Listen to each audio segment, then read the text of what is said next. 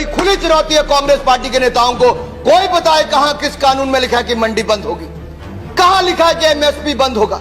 है कोई कांग्रेस के नेता में दम या विपक्षी दल के नेता में दम जो बताए कि किसी कृषि कानून में कहीं पर भी लिखा है कि मंडी बंद होगी, एमएसपी बंद होगी। आपने कहा मंडियां, अनुराग जी ने कहा मंडियां खत्म नहीं हुई, सही बात है, मंडी इसमें कोई प्रावधान नहीं मंडी समाप्त करने का। 2 मंडियां बन गई हैं, एक निजी मंडी जिसमें टैक्स नहीं लगेगा और एक सरकारी मंडी जिसमें टैक्स लगता है।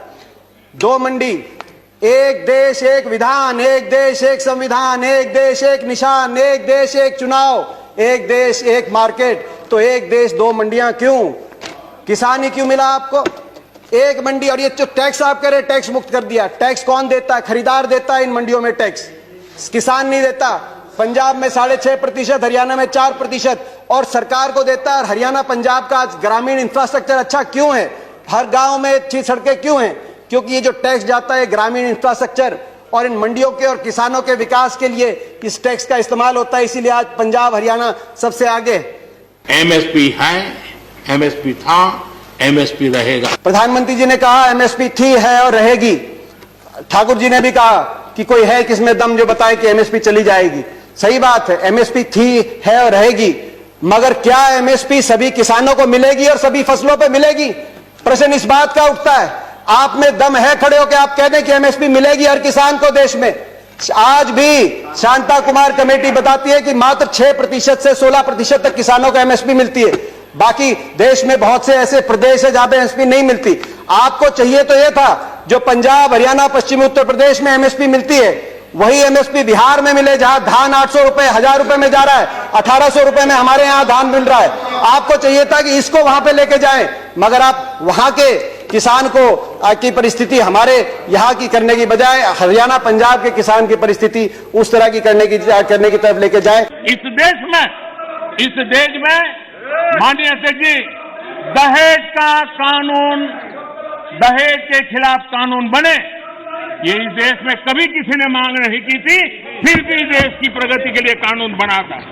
माननीय अध्यक्ष जी, ट्रिपल तलाक, इसके खिलाफ कानून बने, ये किसी ने मांग नहीं की थी, लेकिन प्रगतिशील समाज के लिए आवश्यक है, इसलिए कानून हमने बनाए हैं।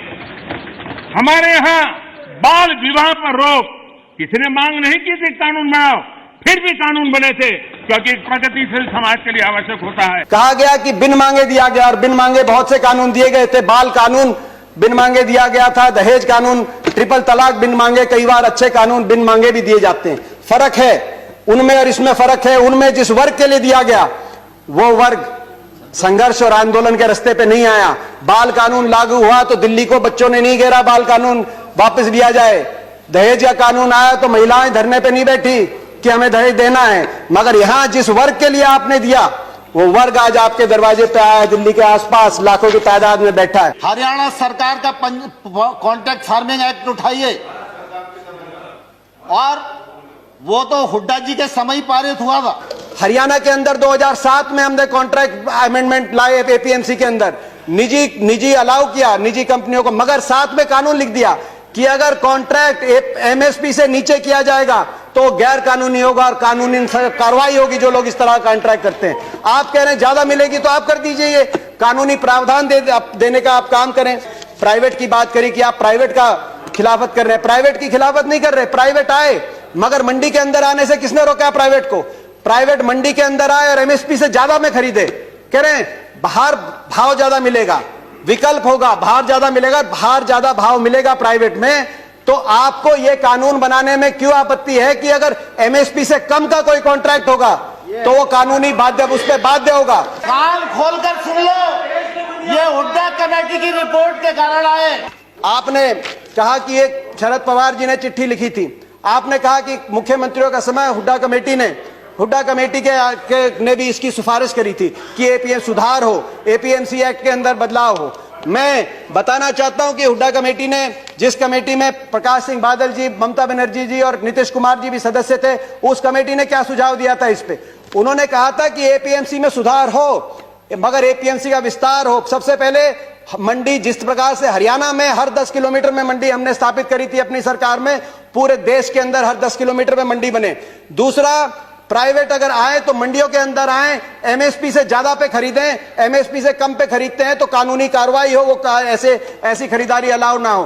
तीसरा, एमएसपी की कैलकुलेशन C2 के आधार पे हो, A2 कॉस्ट नहीं, C2 खर्चे के आधार पे एमएसपी कास्ट हो, जो आज किसानों की सबसे बड़ी मांग है। चौथा, एमएसपी जो चौथे उसमें कहा कि कर्जे का जो दर है वो no discussions please, no cross talk, no cross talk, no cross talk. किसी और की बात रिकॉर्ड पे नहीं जा रही है। दीपेंद्र जी कंटिन्यू। ये सिफारिश थी। मैं किसान आंदोलन को पवित्र मानता हूं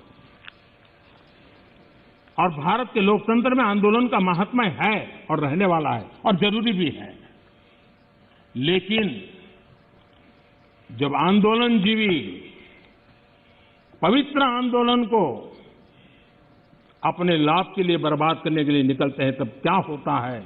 कोई मुझे बताए, 3 किसान कानून की बात हो और दंगाबाज लोग जो जेल में हैं, जो संप्रदायवादी लोग जो जेल में हैं, जो आतंकवादी लोग जेल में हैं, जो नक्सलवादी जेल में हैं, उनकी फोटो लेकर के उनकी मुक्ति की मांग करना, ये किसानों के आंदोलन को अपवित्र करने का प्रयास है कि नहीं? प्रधानमंत्री जी ने एक और बात की कि इस आंदोलन में कुछ पवित्र लोग हैं और कुछ अपवित्र लोग हैं। प्रधानमंत्री जी की बात हम मान लेते हैं, कम से कम आप पवित्र लोगों की बात मान लीजिए। आंदोलन में जो पवित्र लोग हैं, अगर आंदोलनकारी पवित्र हैं, पवित्र भावना से अपने हक के लिए बैठे हैं, आप उनकी बात मान लीजिए और इसकी शुरुआत आप दो कदम उठा के उसकी शुरुआत करिए।